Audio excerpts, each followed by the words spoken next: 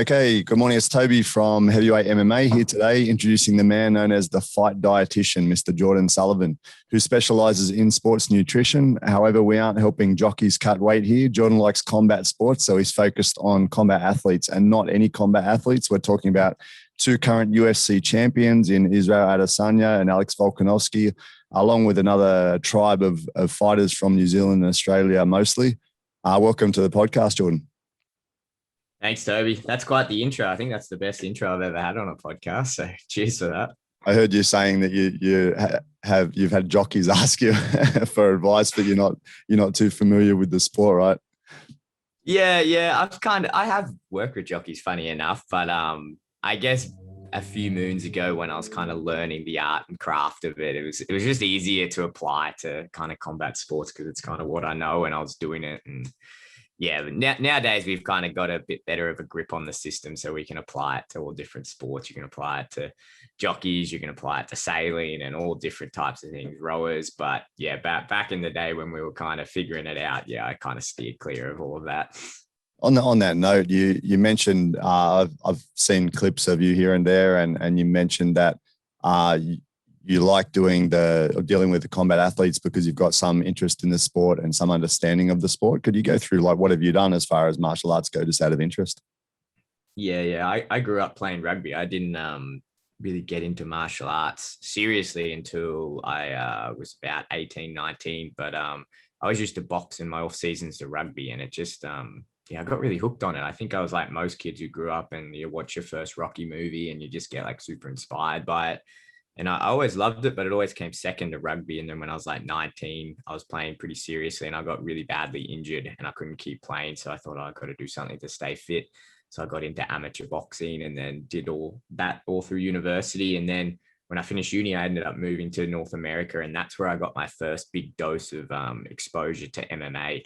And I joined up at an MMA gym and started doing, Muay Thai, Brazilian Jiu-Jitsu, wrestling, started doing everything. And then started competing there pretty quickly, about 6 months in or so. And I remember, I think we had it was a jiu-jitsu comp, like the first one. And that was when I was really exposed to the making weight. And I thought, you know what, like I just went to uni and did a nutrition degree. This should be, piece of piss. And turns out it wasn't a piece of piss. It was a lot harder than what I gave it credit for. And it really opened my eyes to it and go like, you know what, it's crazy that I have like 2 degrees in this and I don't know how to do it properly. And it kind of started this whole journey of like, okay, well, let's go find out some information. And when I went to look for the information, it wasn't as readily available as what I thought. I thought you just punch it into a Google Scholar search and you'd be good to go. And that's kind of started the journey to what eventually led to me starting TFD, I suppose.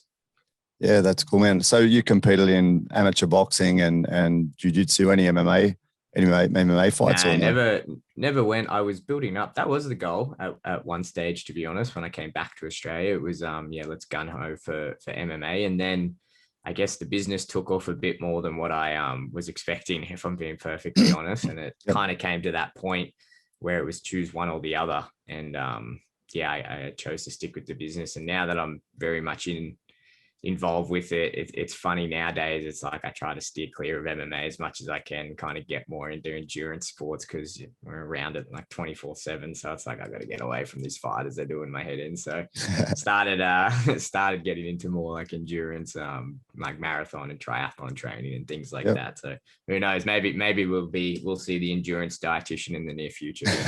That's cool, man. That'd be very good to branch out to that as well. Whole different game, I'd imagine. Yeah, absolutely.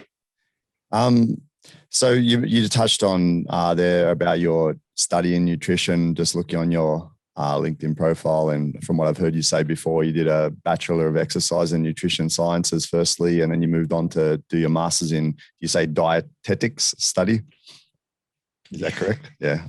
I never even heard that word before. Dietetics studies. Yeah, no one ever knows what that is. I don't know why they call it that, to be honest. It's so yeah, you pretty much qualify as a dietitian, and the science of nutrition in that term is called dietetics. So I guess what you focus on a lot there is what we call medical nutrition therapy. So we spend a lot of time in and out of hospitals and, working with all different types of caseloads where, you're in a renal ward, whether you're on the cancer ward, whether you're, doing all sorts of stuff. And at the time, I really loved clinical when I was going through uni. I really, really loved it. And but I also really love sports science. I was always a little bit torn. I guess when I went overseas and kind of got more exposed and hands-on, I thought, yeah, the sports science is for me. But going through all of that clinical training is massive. And I think it's paid huge dividends for what I do now. And especially when, and I'm sure we'll talk about it, so you get to cutting weight and you get to, managing these guys, not just their performance, but their health. I think having that level of clinical training and health science training is an absolute necessity if you want to do this with guys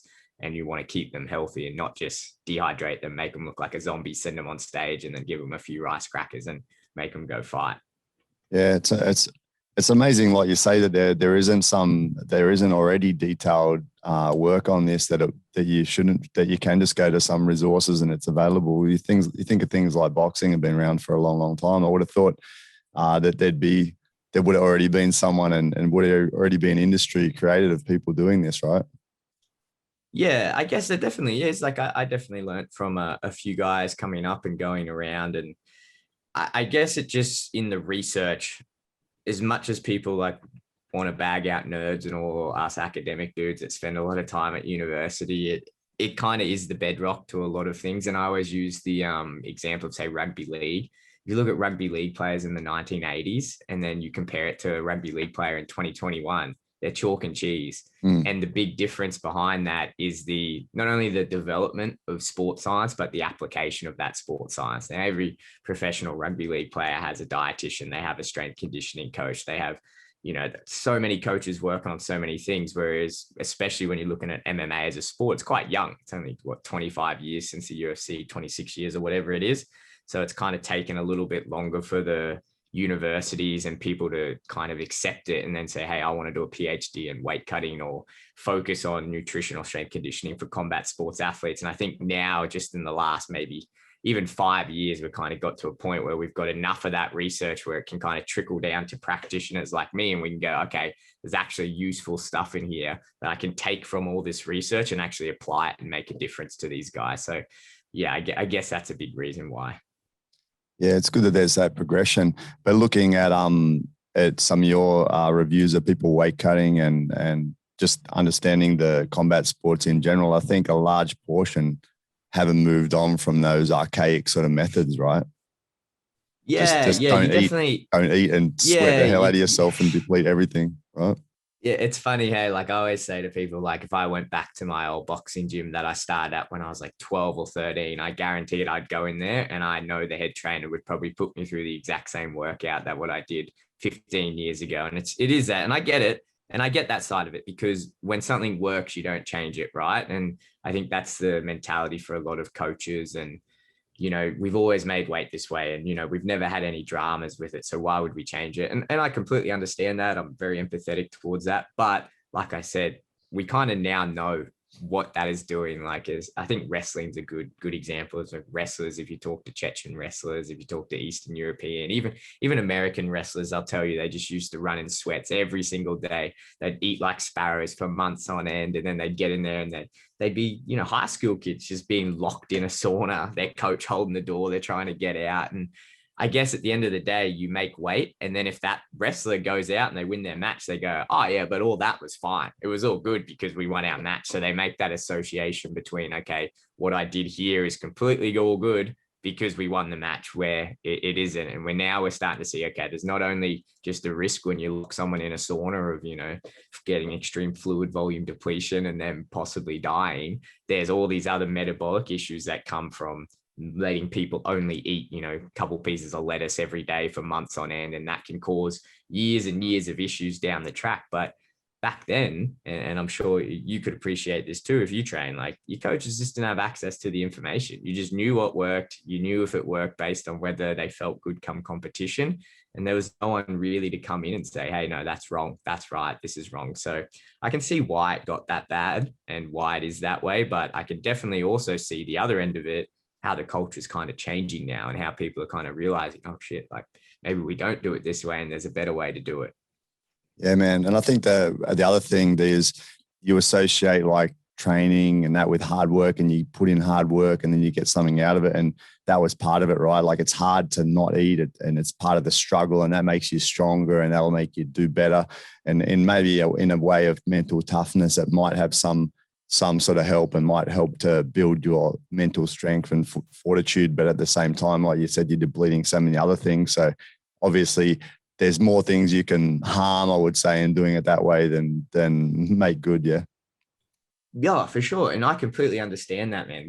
And I've done it myself in the past. It's like, we call it like you go into animal mode, and anyone that's had to diet or cut weight will understand that. And a lot of athletes talk about, like, I have to go through this process to get in my fight body. And I completely understand that. I've been on the mats before and thought, I'm not letting this guy win because I've suffered more than him to get to this point. I'm just not letting it. And then I think that's fine when you're kind of on this lower level, like guys like you and me and whatever. We're not doing this like fighting to make a living. But when you get up to those really high levels, everyone's really good. Like, everyone's really, really good. Everyone's a good fight, like good boxer, a good kickboxer, good wrestler.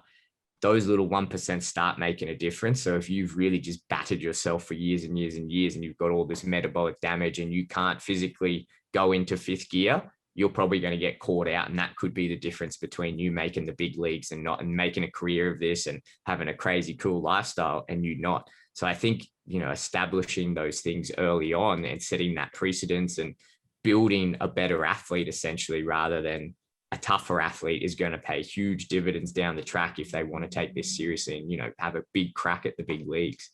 Yeah, true. And you just talked about like the athletes that you're dealing with at that upper level. Out of interest, obviously I know about Adesanya and Volkanovski, and I've seen some of your clips with Brad Riddell, and I've seen your name pop up on a few. But what other athletes are you working with, just out of interest? Oh, geez, we've got a Leon few. Edwards. Leon Edwards. We in Australia and New Zealand, I think we did a count probably last year. I think it was like 85% of the professional combat athletes across MMA, kickboxing, and another sport. But yeah, we've got a lot of guys. We have a real good relationship with City Kickboxing, so we look after most of the athletes down there. Across Australia and New Zealand, we either are like actively working with or have worked with pretty much all the UFC fighters, except a couple. There we work with, and even outside of UFC, we've got national level, Pan Pac champs in jiu-jitsu, kickboxing champs, Muay Thai champs. We've got a good relationship with Tiger Muay Thai, so we work with a lot of their top athletes over there as well. So yeah, man, I've done this before in the past and listed off all of our athletes, and I always forget a bunch of people. Yeah, I understand. So I wasn't thinking of that. Yeah, there's quite a few. True, understand. And how does it kind of work? If you've got so many athletes on the roster, how does it work? Is it like a coaching? Do you get on the Zoom and catch up with these guys, or is it emails of diets to each other, or how does it generally work? Yeah, depending what they sign up for. So what we tend to like guys to do is sign up on what we call our performance programs, where you're not just dieting for say 6 weeks to get ready for a fight, but you're doing it for 3, 6 or 12 months. We sign them up for. Essentially, we get them in, they come in, we do an assessment on them, we say, okay, this is where you could improve. Like, we do body composition assessments, medical assessments, everything. Say, okay, like, in terms of your performance nutrition, I think this is where you need to change. If you want to go to this weight class, which is appropriate to you, we need to make these changes to your body composition. You kind of coach them through, and weekly check-ins, and coach them through, okay, this is how you eat to be a better athlete. And I think with a lot of athletes who fall in this category, you don't have a lot of access to dietitians. Like, I remember being 15, playing like quite a high level of rugby, and having a dietitian, I just never listened to her. Like, for whatever reason, it just wasn't fun. So I never learned to eat properly. But teaching these guys how to eat around their training, how to recover, from a big session, what to eat going into a session, how to hydrate properly, how much fluid do you have during the day, how do you get your electrolytes right, doing all of these things that, to say a first or second year nutrition student, they'd be like, oh, that's basic. But it's like, yeah, but most of these athletes don't have that. So you build that really good foundation, and then you layer on top of everything else. Okay, we got to make weight. Let's figure out how we get into a deficit and what deficits work well with your body. So we do that with the performance plans, which we like doing with guys. Or we'll get a call up and guys will be like, hey, I'm 8 weeks out from a fight. And then that's when the assessment is really important. We have to really make a call and go, okay, if we want to take you through this, like, we categorize guys into green, orange, and red zones, and whether or not we say, yes, you can make that weight, or no, you can't make that weight. And I'll give credit to our team that they're really good at it and they're pretty firm. So like a lot of guys will hit us up and it's just a ludicrous weight cut. And we just say, no, like that's ridiculous. And I think we've got enough of a backing with a lot of the community now that word is kind of taken more seriously than say if other people would say it. So, and it's good because a lot of athletes will listen and they'll take their nutrition and body composition a bit more serious and move on to a performance plan. But that's generally how it works. I like guys going on longer term plans, but we do take guys on in fight camp as well. And are your customers all pretty much competitive professional sort of athletes, or you have your general people that are interested in nutrition and having a plan as well? Do you have people joining up for that as well? Yeah. We've got quite a big client list nowadays. So I personally will kind of look after say 30 to 40 of the top guys that I've worked with for a few years. And then I've got two other dietitians on the team, Jack and Ryan, and then we'll filter out between them. And yeah, we take on everyone. So we've got like national level kickboxers, like really top level guys. And say Jack will look after a lot of them. And he does a lot of like the developmental pathways for guys that are kind of on the border between going like amateur to professional or professional to big leagues. And then say Ryan will take on a lot of the guys that are kind of more developing on the amateur level. So we try to cater for everyone. Like I was saying earlier, I think it's hugely beneficial to get to these guys kind of earlier, teach them these foundational principles. So by the time they get to be a pro, they just go, fuck, we don't even need TFD. Like if we do our job right, we kind of make ourselves redundant and they should be self-sufficient with this stuff. So yeah, we try to hit as many people as we can on as many levels as we can. Yeah, that's awesome. Now, obviously for these guys coming to you, it's going to help them so much because knowing what to eat and diet and everything now is a fucking minefield, right? Like if you look on social media, there's people talking about every fucking diet available. And for someone like me looking at it, it's like, have no idea. I mean, people like, as your big key guys like Rogan, talking about, just in a few years, what's he gone through, man? He's tried just eating meat diets, different fasting, keto, this and that. And these sort of guys have a lot of influence on people, but people don't know the details of it all, or what is good for them, etc. Very hard to follow what you should be doing just as a general person, let alone an athlete. Yeah, man. And it's like, this is the thing is, every diet works. You just need to kind of find the one that works for you. And I think it's a good point with Rogan, right? And because he holds so much influence and people are always looking for that quick fix, or, okay, I've tried so many different things and they didn't work for whatever reason. So, if Joe Rogan says I've got to do carnivore and it worked for him and he's talking to someone else like, yeah, I'm going to go do it. But I've seen this time and time again. And at the end of the day, I don't really give a hoot if you're vegan. I don't care if you're eating carnivore. I don't even, depending on what your situation is, we call them the 7 performance principles. And we have them set in place. And we say to all of our guys, I don't care what type of diet you do or how you want to do it, but you have to hit all of these 7 performance principles. And if you do that, you'll be in a good spot for your nutrition, no matter what which way you want to cover it up or paint it or call it, whatever it is, as long as you're hitting these 7 things, you'll be in good stead. And I think it is confusing though, because those 7 things aren't sexy. Like they're not things that if I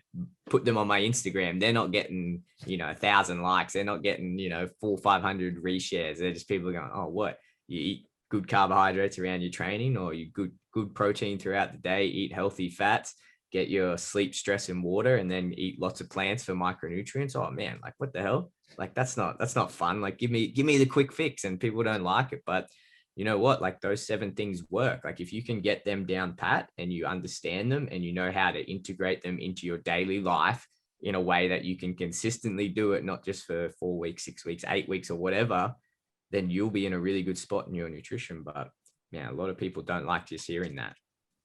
Yeah, actually on that, one of the questions I had, which is probably one of the key reasons I want to talk to you, is like, what sort of recommendations do you have for like, your general sort of active person, like probably yourself or me, where we're training whatever a few times a week, but we're not competing at a high level, but we're still obviously wanting to maintain health and still be optimum. I mean, we all want to be in an optimum place as far as just doing our normal lives, whether you're going to work or whether you're training or whatever.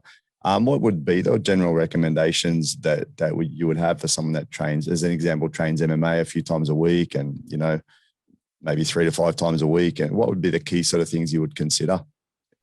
I'll break down those principles because they are important. I think they're good to go over. So there's seven awesome. that we talk about.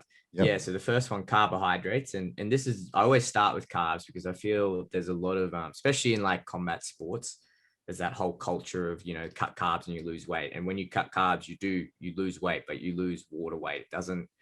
It doesn't contribute to any more fat loss than say if you cut fat or if you cut protein or whatever. But cutting carbohydrates is a useful strategy to cut water weight, and that's what we do in fight week. But in saying that, combat sports or any high intensity sport relies on carbohydrates as its main fuel source. And this is one of the first things we talk to with our clients about is kind of this bioenergetics pathway of when we eat food, how does it break down in the body and give us energy? And when you look at that, you see that for any activity that is of a decent intensity, that isn't just say like skipping or running or say flow rolling or just like light technique hitting pads, you're going to be using the majority like carbohydrates. So when you start doing live drilling or you start doing sparring or you start hitting pads or doing bag work, you're using mostly carbohydrates for that energy. So it doesn't make any sense whatsoever to cut carbohydrates out. And I think a lot of people, once they start wrapping their head around there, is a big change. And I think that's the biggest first thing that we always get guys saying, oh man, I feel way better at training. You're like, yeah, because it's like taking a car with no gas to a racetrack and you're trying to like floor it around corners. It's like, just put the right in. So getting good carbohydrates, especially around your training, and some guys just don't like it. They get bloated for whatever reason. But we always say, make sure you get carbohydrates in and around your training before and after your training, so you can hit those levels. So you're not just that guy that, and everyone knows that guy in the gym that can never get out of third gear. Like if you turn it on with them, they can never go up to fourth and fifth gear and maintain that. So if you want to go through and really hit those high intensities, get the carbohydrates in. Good protein. I think a lot of people, whenever we say protein, think of like Arnie and protein shakes and blah, blah, blah. And yeah, it is good for muscle mass, but I think having good protein, it's good for a lot of things, a lot of satiation as well, which means like staying full throughout the day. It's good for your metabolism. It's good for your immune function. Every cell in your body is virtually made from protein. So getting enough protein means that you've got enough energy to build up your body, essentially build all the new cells you're going through. And we say pace it throughout the day. And if you need a protein supplement, which a lot of people do, like there's no way I'm eating chicken or steak or even if it's nice protein, every 3 hours throughout the day. So grab a good protein shake, and instead of going for a Mars bar at 10 a.m. or 3 p.m., just grab your protein shake and whack that. And then fats is the backbone of all of our hormones. And hey, just a second, just on the Jordan, just a quick question on the protein side. Like I'm living in China at the moment, and it seems like the average guys that are just going to the gym once or twice a week, they're always having their protein shake and everything. So you reckon it is actually a beneficial thing to have for these guys, or it's? I think you definitely don't need it. Like you definitely don't need it. Like if you're eating enough protein, you're eating enough protein. I just think protein shakes are really good for convenience, right? And I think where back in the day, the big selling point was always like, get it in because like, oh, you don't need your protein because like just eat your food. But in today's world,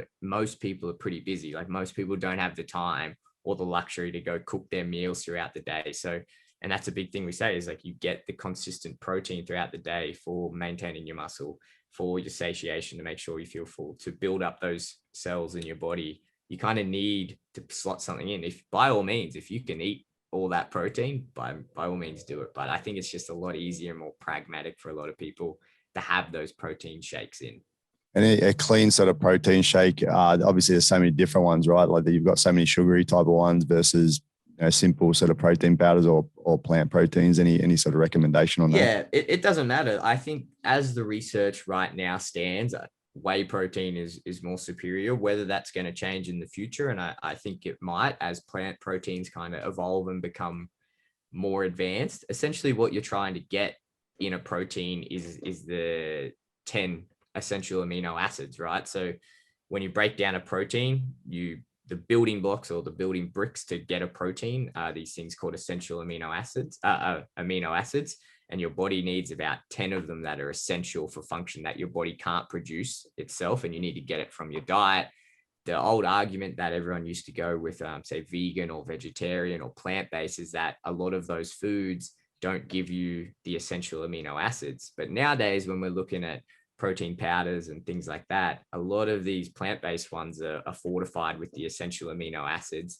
Then you can get into that. I don't know how deep you want to get into it. You get into when you actually have those amino acids, how well they're digested in the body. And that's when the argument kind of favors the, say, whey proteins and more milk-based proteins, because yes, even though you're getting the essential amino acids from the plant-based stuff, they don't digest and aren't used as effectively in the body. So it's just easier, say, if you get 30 grams of whey protein, whack that back, you're probably going to get 27 grams of that that's bioavailable in the body, as compared to, say, a plant protein where you might be getting, I don't know, say like 80% bioavailability. And then you add that up over the day, like how much are you losing by getting plant protein? You probably have to make up one extra shake to get whatever you lost. So, but at the end of the day, I think it's probably more important just to get it throughout the day and just make sure you're pacing it. And if you are plant-based or vegetarian, there's nothing wrong with that. You probably just need to look at getting a little bit more in, and whether that looks like, just add an extra scoop to your smoothie or whatever it is. And yeah. Awesome. So on to the fats. Fats. Yeah. And fats are, we always say that they're the backbone of hormonal health, right? So nothing happens in your body without a hormone telling it to happen. So, and I think a lot of people who, especially when I grew up in that low fat, demonized fat. Yeah, the triangle, right? Yeah. Get rid of all the fats. And I think you kind of come opposite to that, where everyone's like keto and they're like, just eat heaps of fats. And I don't think either are correct. I think you've just got to kind of hit it in the middle and hit good. What we say is hit good unprocessed fats. And like, you don't need to demonize fats, but I don't think you should be eating deep fried chicken wings and deep fried burgers and pizza and then say, nah, it's all good because I'm getting the fat. And it's like, yeah, but it's probably a bit better things you can get: salmon, nuts, natural oils, things like that. So good fats. And then the next three things that we highlight with our guys for good nutrition: sleep, stress, and water. A lot of people just take these for granted, right? And I don't think people appreciate just how much they impact your ability to lose weight, to concentrate properly during the day, to have good energy levels at training or good energy levels during the day. Like, a lot of people don't sleep properly and they have poor sleep hygiene, and whether that's they stay up all night on their phone and then they think they're getting 8 hours sleep, but really they're getting 4 hours sleep. That has a huge impact, and we don't need to get in all the details of that. But glucose tolerance throughout the next day, and how you feel. Like, are you going to feel motivated when you get up and feel sleepy? Are you going to have a nice healthy breakfast? No way. You're going to like slug out of bed and you're going to be like, I'll just grab something quick and go. So sleep is a massive one. Stress management is really important. I'm not going to say everyone go out and do yoga or start, meditating, whatever stress management is for you. I think everyone should be looking to do it. Cortisol. We always say cortisol is good for two things: waking you up in the morning and running away from a bear that's trying to eat you. Other than that, try to keep your stress levels down as much as you can. And then water. And this is another big one that people really underappreciate, is hydration. And you can kind of put it to the side. And it's something that we notice with even our top level athletes, right down to, say, just the general person. No one really takes it that seriously, because they're like, I don't really know, like, what does it do? But your body's 60 to 70% water. A lot of the metabolic functions that are happening in your body are based in water. So when you decrease your total body water, you're compromising a lot of that. And it's as easy as just keeping a bottle of water with you throughout the day, 2-3 liters, replace what you're sweating out, put your good electrolytes back in. It's crazy if you just do that one thing, how much better your energy levels will be, how much more concentrated you are, how you'll recover from training. So sleep, stress, and water. And then we always say micronutrients through eating colored plants, and just go. Like, it's called Eat the Rainbow. I hate saying that because they always used to tell us to say this to clients when I worked at a clinic, and I hated it. But like, it is true. Like, just find different varieties of fresh fruit and veg. Like, it doesn't really matter. And I think I'm not super pro plant. I'm not like one of those guys that are like, never eat meat. But I think a lot of people should be incorporating a lot more plants in their diets, purely to get more variety of those micronutrients. I think a lot of people fall back on multivitamins, and that's fine if you don't have access to that. But it's not hard to just walk around a grocery aisle and pick a couple. 1 week you'll do 4 different colors of different veg, and then make up a stir fry and throw it in and put that in your daily routine and get those micronutrients through, because they will pay dividends. Yeah. And I heard you mention before that you said sugar isn't the enemy. Can you comment on that a bit? Yeah. sugar isn't the enemy. Actually, I run a Q&A each week, and I actually took this post down because I didn't want to I didn't want to offend this guy too bad. And he kind of asked, he's like, do you have any tips for a sugar addiction? And I said, and my response was, I guarantee you do not have a sugar addiction. I really don't believe that there is anything true about someone having a sugar addiction. And people who tell me that, I always think, if I got a bag of white sugar and I placed it in front of you, there is no way you would go get a spoon and just uncontrollably eat that. But if you went to an alcoholic or you went to a drug addict and you put whatever their vice is in front of them, they wouldn't have the control to do it, because you don't have a sugar addiction. There's a lot of other behavioral things that are going on that you need to address before that. And sugar, in reality, you can't get away from. Every carbohydrate is fundamentally a sugar. Even when you get into fibers, they're just sugars that are just connected different ways. So sugar is not the enemy. And when you talk about athletes, especially, like we were saying before, if you're talking about athletes that are doing any type of activity or intensity that is higher than, say, walking or jogging or shadow sparring or whatever, you need sugars to fuel that. And I think it's just an easy marketing tool, right? Like, it's an easy way to demonize something and say, hey, this is sugar-free, this is blah, blah, blah, don't have this. It's just an easy way for marketing to emotionally grab people, I feel, because a lot of people do associate sugar with, say, weight gain or bad health. And by all means, that is a fact. But I guarantee it's probably not the sugar that's causing your weight gain. It's probably the fact that you're just eating loads of foods that contain lots of sugar that's putting you in a crazy calorie surplus, and that's causing you to gain weight. It's not the sugar. The sugar is not calling you in and doing that. You could very easily, like, we whenever we write diet plans, like, I give my guys ice cream, I give them chocolate, I give them lots of sugar, but you just keep it within certain realms, I suppose. And then the second layer to that is, like I said, I don't want to like bag anyone, because people get really offended when you say there's no such thing as a sugar addiction. There's a lot of behavioral things with it, and we don't have to go into that, and a lot of psychological connections and comfort foods that people have with, say, like a bowl of ice cream or chocolate bars, and you have to kind of address them and go through them. And if I had a new client come in and say they told me they had a sugar addiction, I would never be like, that's not true, you've got it, blah, blah, blah, like cut it all out completely, because you know that there's going to be that level of behavioral and psychological factors that, okay, this is their comfort food. And instead of ripping it out and telling them don't have it, okay, how do we somehow incorporate this in their diet so they can still have it and they can still get that level of comfort and still feel good about it, but we can still hit our goals. And a lot of the time that goal is weight loss. How do we still stay in that calorie deficit, but they can still have these comfort foods that they enjoy? Is there a benefit in cutting it? Like, if you cut out sugar, try to cut it out as best you can out of your diet, which, I mean, general, like processed sugars in things like, if you buy a yogurt, you buy one that's no sugar versus buy one that's 10% sugar. Is there a benefit in that, or something people should be doing, or you don't think so? Well, I think you just answered it right there, right? Because a lot of the times when people cut sugar, they're not really cutting sugar, they're cutting refined processed foods.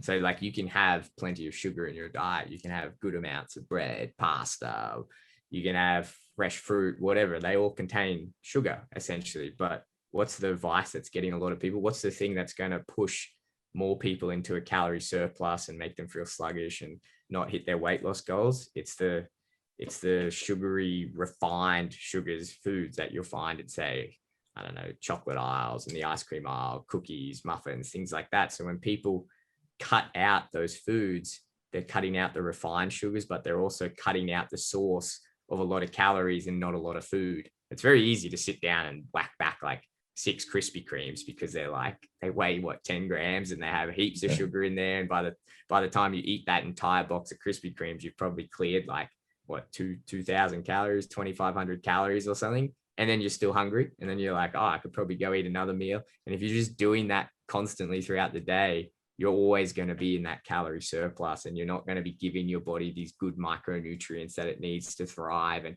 you're not getting the balanced plate. You're not getting enough protein. You're not getting enough fat. It's just all that refined thing. So when people say, oh yeah, I cut sugar and I felt really good. Yeah, well, you probably just cut out all the crappy foods that were just loaded with calories, loaded with sugar. And then what's the alternative to that? It's the good, healthy stuff that you put in. So, but in reality, you don't need to cut all that stuff. You can just put, like I was saying earlier, those 7 principles in place, and slot your Krispy Kremes in or your pizza or whatever it is. Just stick to those rules and then make it work within that framework. And then generally the people that you're actually still giving, if you're saying your clients, you let them have ice cream, etc. That's probably because they're kicking ass anyway, right? Like they're smashing routines and working really hard in the gym anyway. So it's kind of an earned thing in a way, right? Oh, yeah, like definitely. I don't necessarily like saying like you have to like exercise to earn food, because I guess again, like you don't want to get too deep in it, but when you break down like where the energy output is within our body, exercise really only makes up, like 20% of that. And it's quite a small amount. So even if you like just average Joes like you and I, if we're going to do a 45 an hour workout, compared to our overall energy output for the day, it's not going to make up that much of it. But like you said, like when you get to these guys it's their job. Like it's their job to be professional athletes and they're training 6 hours a day. That small energy output for me and you suddenly gets really big. And it almost gets to a point where it's very difficult to feed these guys the amount of calories that they need. And to get those amount of calories, you need to be putting in foods like Krispy Kremes that are they're low volume, they can eat quite a lot of them, and they're a lot of bang for buck calorie wise. That's why you often see these, athletes that, especially endurance athletes that do these crazy amounts of workload. Even, top UFC guys, we work crazy amounts of workload, and you're just trying to funnel food in them, and they're still in a calorie deficit because they can't physically eat that much and they still lose weight. And so it's just coming back again, like understanding what's in the food and how much you're getting. But then I think people see that and then they go, oh, okay, like maybe I can eat like that. And it's like, yes, you can, but probably not to that extent, because like I said, you don't have that crazy energy output that these guys have. Yep.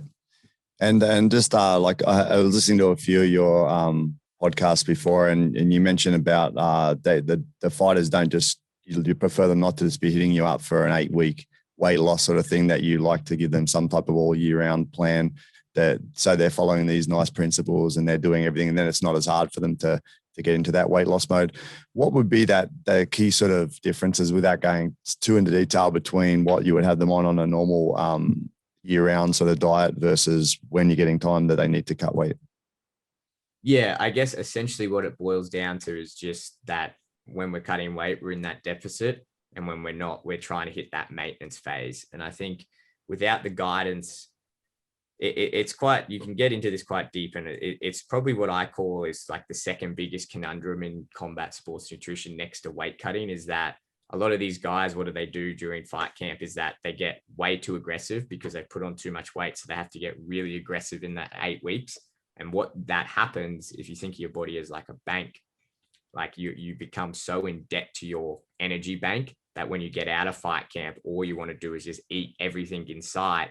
And then what happens is you put on more weight and then you just repeat. And it's like this vicious cycle, right? And you can have so many conversations about that. And it's a big topic right now in combat sports, where you're like, oh, you know what? Like if you use these certain periodizing techniques, you can limit the amount of metabolic damage in that fight camp.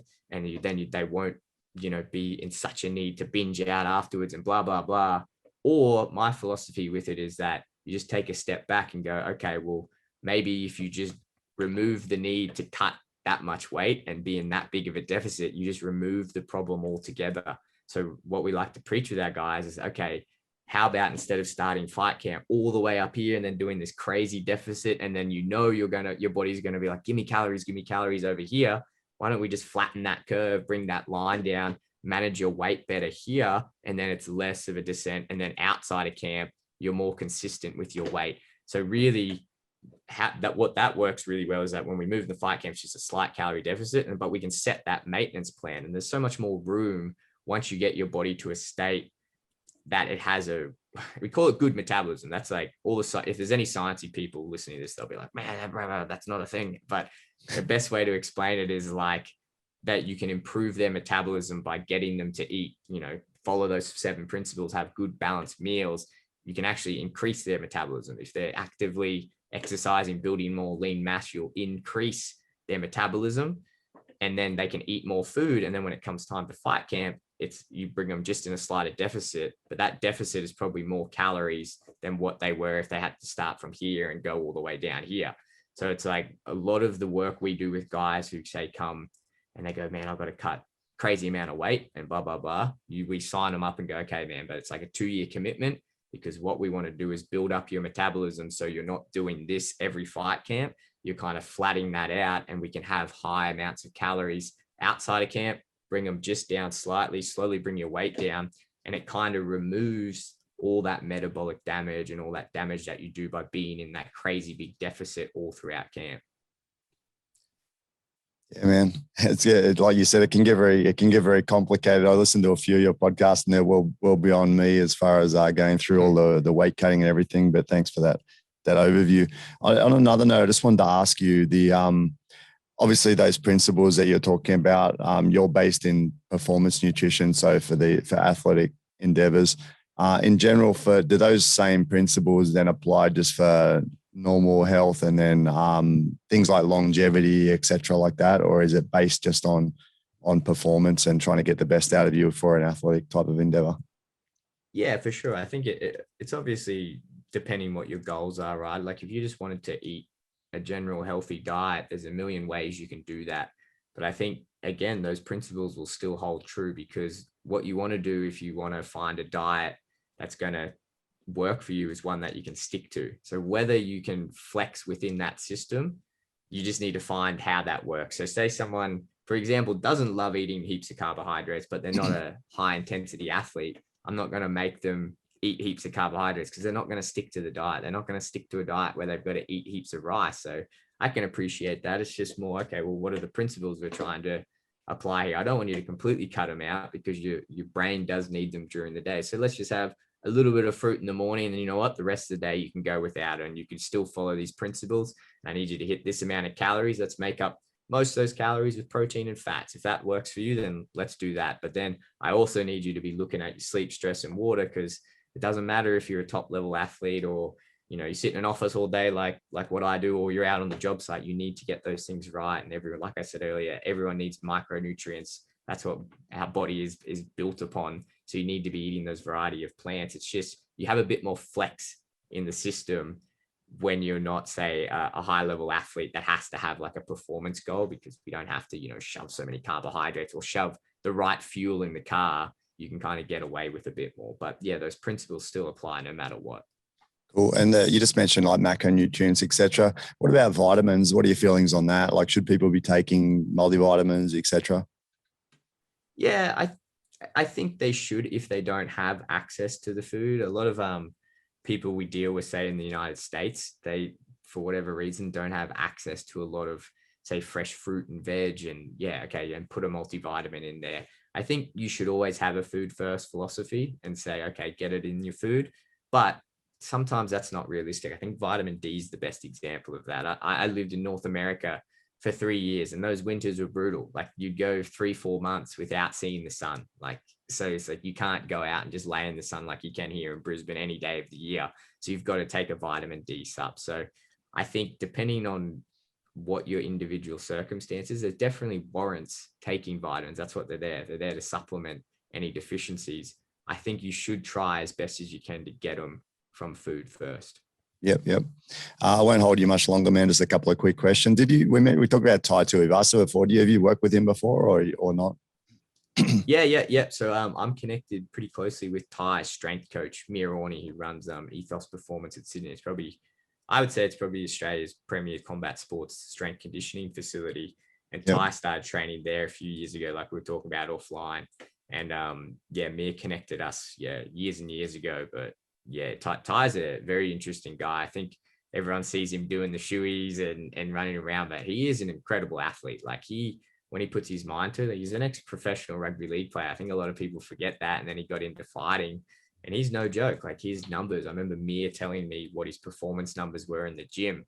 And for someone that like in combat sports, they were pretty unreal numbers. And I think you see it, and you see those moments of brilliance, like on the weekend, might look like a flash knockout, but that's a lot of work he put in that camp, and a lot of work he did in the gym to be able to have that explosive power. And, he moves quite quick for a big guy as well. So yeah, I think Tai could very well potentially go on a streak in that heavyweight division and do some big things. So that fight on the weekend was almost battle of the codes then in a professional rugby league versus professional gridiron, right? Like that guy was from the Crazy, American eh? Football League, right? It was a crazy like comparison, right? Like you see how massive those guys are. Like when you saw him standing next to like how big he was at the NFL, and how small the rugby. But you see that I've dealt with some performance institutes in the States, and you talk to them how they recruit and that, and they just get the biggest guys and they get the genetic freaks. And yeah, but hey, size doesn't always win, right? See his fucking arms, man. As I was watching some replays on it, I watched the fight, but then watching replays as they're getting in the ring, the size of his arms is massive. And like he had a notable size difference in the actual fight as well, because Ty's body's built a bit differently, but he still doesn't always matter, does it, when you can throw bombs? Yeah. I wouldn't want to be eating any shots from either of them. Let's say that much. Exactly. And like you said, you've worked with him a little bit or associated with him. So is the Shui part of the your diet, the fight dietitian diet, or no? Yeah. I'll claim it. I might start putting it in other people's diets, see if it gets the same result. But like, I Excellent. think it's a good point. People always ask me about it. And it's like, man, you can do everything right in your diet, but I have guys that, man, they love, say, like having a couple ciders on the weekend. And it's like, if that is their process and that's what they do, you're probably going to do more harm than good telling them not to do it. Then, so you just kind of budget and keep it in. And yeah, I definitely never told Tide not to do any shoeies when I was working with him. I wonder if there's any extra nutrients come from the shoe fungus or anything. Yeah, maybe there's some like I don't know, mushroom fungus vitamins or something coming from him. He does them out of some nasty shoes I've seen. He's nowadays That's he's just getting all the random. nice like Nike sneakers and stuff. They're probably not too bad. I'm sure back in the day he got some funky stuff though. I see him he just like, even just then while I was waiting, I said I was flicking through after he came on live, I was just flicking through his Instagram, and he just does it with randoms everywhere. Oh man, yeah, it's crazy. I've heard stories of guys that get crazy mouth infections because they do it out of old people's Really? work boots and things like that. Oh man, it's gross. And just on what you mentioned a second ago about cutting out things, I remember something vaguely from a long time ago. Kostya Tszyu? I remember he was fond of having a beer after a really hard training session too. So it's kind of interesting.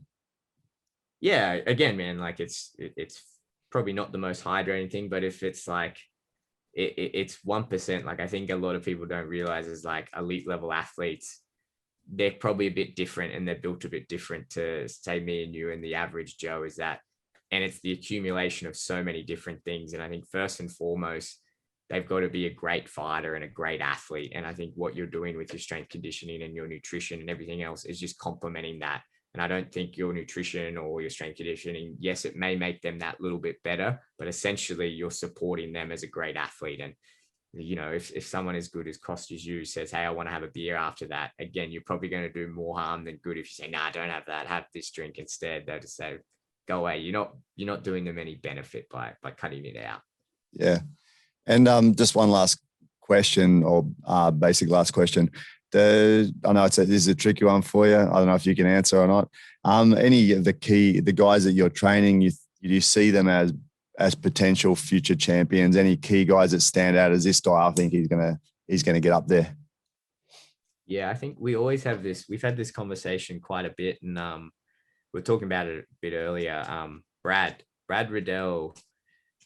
Everyone that I work with, so at City Kickboxing, there's myself, there's a mental coach, we have a breathing coach, there's the strength conditioning, there's like a team of, we call it like the support team, and like obviously Eugene and Doug and Mike and Andre and all those guys do all the skills, and then we're kind of like the support nerds over here, and each of us have all said to each other at one stage or another is that Brad's a little bit different to everyone else, and not in a way that he's a better athlete or whatever. Like everyone at that gym who's fighting in the UFC are incredible athletes and they're really good.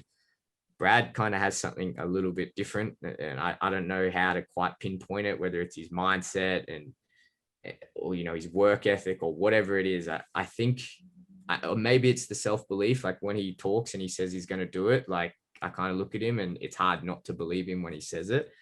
And a lot of people in that little circle really think Brad has what it takes to take it all the way. And like, I think if you look at his record in the lightweight division, he's probably had the toughest run for his first, 4 fights or whatever. He's just faced the most crazy, intense competition. And every time he's stepped up and really put on a good performance. So I think he's really one to watch. And then The other guy I would say that's kind of sneaking under the radar, I think, because he had a couple losses, but Kai Kara France, he's sitting at number 3. He's got a really big fight coming up that I won't say because I know I'll get in trouble, but he's got a really big fight, and he's, potentially 1 or 2 fights off that flyweight championship. And if Moreno keeps that belt, then it's a good storyline for Kai, because they fought before and it's like that rematch, and Kai wants to get one back. And Kai, again, he's like one of those guys that's always working hard and very fixated on the goal. So yeah, I'd say those 2 guys are very potential, could be in the next couple of years, two new UFC champs from this side of the world. That's awesome. Actually, where I'm at in China, I actually met Kai and a few of the guys from New Zealand that came over to fight in their early days. It was 10 odd years ago, 10 to 12 years ago over here. And I actually got to kind of help in the corner of Kai once when he fought in Hong Kong. Just doing something like holding ice or something. It was kind of good to be part of it. And then I went to CKB to have a look, and Brad Riddell was there. I walked past like a change room or something, and he was in there sitting there. I'm thinking, I know that guy from stand-up because this is a while back, I'd recognize him from his stand-up fighting career. And I thought, I should say, fuck it, I won't say hello to him. But I wish I had now, because like he's moved up. I wish I had some sort of connection with him. He seems like he's doing really well. That last fight against Drew Dober was absolutely incredible. I was actually watching in the sauna. I had it outside the window of the sauna. I could watch the fight, and they're saying, oh, the stand-up advantage goes to Drew. I'm thinking, fuck, are you idiots? You guys haven't done your research. This guy's one of the best stand-up guys in the world. Smashed Wayne Parr, etc. Guys that they even know, and they're saying Drew Dober has a stand-up edge. I'm actually standing up and side going, you fucking idiots! What are you talking about? And then he just had that performance. It was the best fight ever, and he was too slick, just too slick. The movement is just out of range, slipping, countering. Beautiful, beautiful performance, man. Yeah. And like I said, I think Brad is there's something about him. And I've stayed with Brad quite a bit when I've gone over to New Zealand to check in on the guys. And it's very bizarre. Like, he's very good at balancing his life and getting that, relaxation and switching off. But he's also all the time, he's on his TV, he's just in front of it. If he naps, and then he'll wake up and he'll watch wrestling, and then he'll watch jiu-jitsu, or he'll watch striking. It's just man possessed, I think, is a good way to put it. And I think, if you ever get to know him and talk to him, he's one of the few guys, as when Israel's very similar. Israel has this quality as well, as when they speak and they say something, it's very, very, very difficult not to 100% buy in and believe what they're saying. And I think Brad, really has a lot of ability to take it all the way, and probably one of the toughest divisions. So it'll be exciting. That's awesome. So Jordan, if anyone listening gets to this point, we've come quite a long way. It's an hour. If they want to find you, best way is through Insta, Facebook. What do you say? Yeah, Instagram we're pretty active there. So it's _fight dietitian. And then on Facebook, the fight dietitian as well. Yeah, great. I'll leave you with a tiny bit of advice for the last thing. I remember an old PCYC trainer told me some advice I'd like to give you.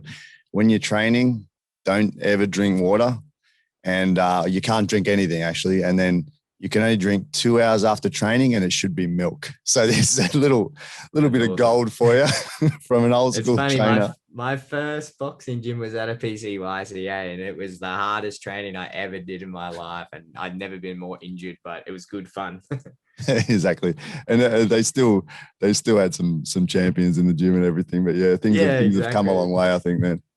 So, so Jordan, thank you so much for your time. To be honest, it was perfect. Exactly. You gave me exactly the type of things I wanted to talk about, and things that general sort of people like myself that like to keep fit and everything can learn from, plus some insights into the sporting side of things. So thank you so much for your time. I appreciate it.